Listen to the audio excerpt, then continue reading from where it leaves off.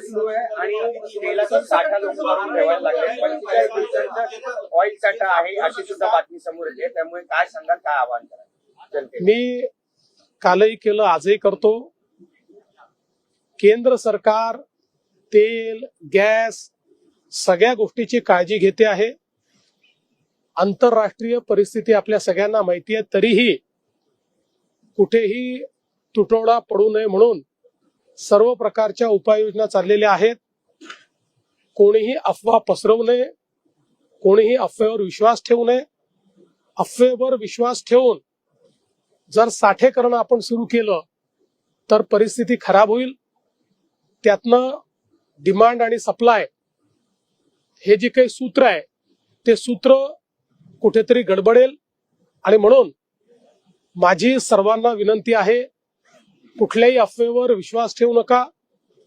माध्यमांनाही विनंती आहे, नवनवीन गोष्टी ज्या कुठेही त्याचा पुरावा नाही अशा गोष्टी दाखवून लोकांमध्ये पॅनिक तयार करू नका.